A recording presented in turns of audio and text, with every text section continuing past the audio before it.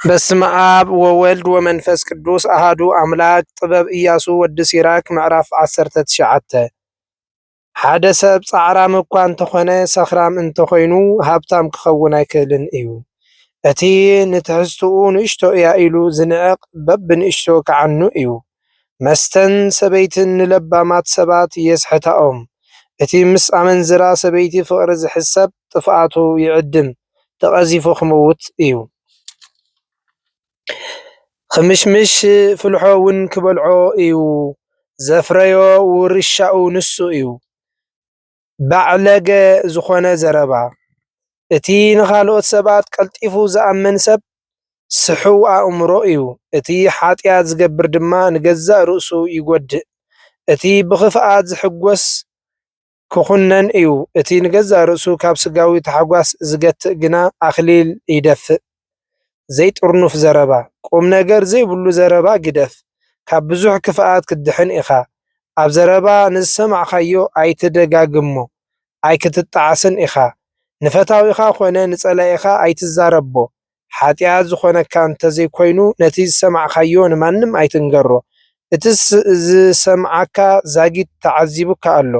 ቀልጢፉ ወይ ደንጉይ ድማ ክጸላእካ እዩ። ዝሰማዕኻዮ ምስጢር ዶ ኣሎካ? ኣባኻ ይሙት ኣጆኻ ኣይትፍራሕ ተተኪሱ ኣይወፅን እዩ። ዓሻ ሰብ ምስጢር እንተሰምዐ ክዓቁር ስለ ዘይክእል ከምታ ክትወልድ እትፅዕር ሰበይቲ የቕለሉ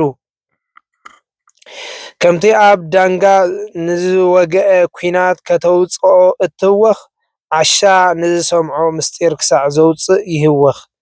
ዓርክኻ ጌጋ ከም ዝገበረ እንተሰማዓኻ ሕተቶ ምናልባሽ ኣይገበሮን ይኸውን።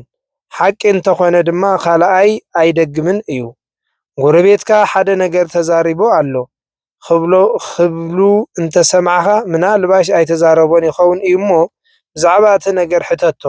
ተዛሪብዎ እንተኾነ ድማ ኣይደግምን እዩ። ብዛዕባ ፈታዊኻ ሕማቕ ነገር እንተሰማዕኻ ብዛዕባኡ ሕተቶ። ሓሶት ክኸውን ይኽእል እዩ። ዝሰማዕኻዮ ዘበለ ነገር ኣይትእመን። ሓደ ሰብ ብዘይ ምስትውዓል ክስሕት ይኽእል እዩ።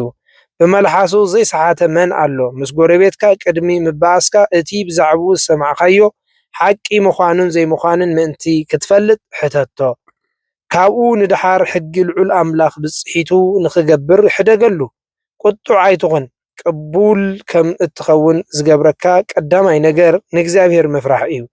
ጥበበኛ እንተደኣ ኮንካ እግዚኣብሔር ከፍቅረካ እዩ። ህይወት ዝህብ ስርዓት ስለ ዝኾነ ነተዛዛት እግዚኣብሔር ፍለጦ።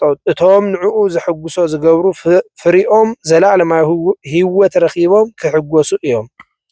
ሓቀኛ ጥበብ ምፍላጥ ጥበብ ዝበሃል ብምሉኡ ንእግዚኣብሔር ምፍራሕ ማለት እዩ። ጥበብ ኣብ ዘለዎኻ ምፍጻም ሕጊ ኣሎ። ነቲ ኩሉ ዝኽእል ኣምላኽ ምፍላጥ እውን እዩ። ሓደ ኣገልጋሊ ንጎይቱ ምእዛዝ እንተኣበየ ድሓር ግና ተመሊሱ እኳ እንተተኣዘዘ ነቲ ዝሕግዞ የቆጥዖ። ፍልጠት ክፍኣት ግና ጥበብ ኣይኮነን። ምኽሪ ሓጣን ምስዓብ ድማ ምስትውዓል ኣይኮነን። ንኽፉእ ነገር ደኣ ኮይኑ እምበር በሊሕ ሰብ ኣሎ። ጥበብ ዘይብሉ ዓሻ ሰብ ከዓ ኣሎ።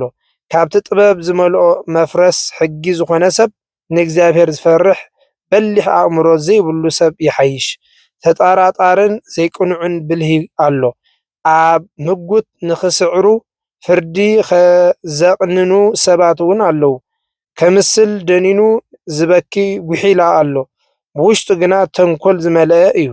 ገጹ ይሓብእ ዘይሰምዐ ይመስል። ክርእየኒ ዝኽእል ሓደ እኳ የልቦን ኣብ ዝበለሉ እዋን ግና ተበሊጹልካ ክኸይድ እዩ። ሰኣን ዓቕሙ እኳ ካብ ምሕጣእ ዓዲ እንተወዓለ መድሎ ምስ ረኸበ ክፉእ ክገብር እዩ። ሰብ ብገጹ እዩ ዝፍለጥ። መስተውዓሊ ሰብ ክትረክብ ከለኻ ድማ ብገጹ እዩ ዝፍለጥ። መንነት ሓደ ሰብ ክትፈልጥ እንተደሊኻ ኣከዳድንኡ፣ ኣሰሓሕቃኡ፣ ኣከያይዳኡ ተመልከት። ወስብሐት ለእግዚአብሔር ወለወላዲቱ ድንግል ወለመስቀሉ ክቡር አሜን።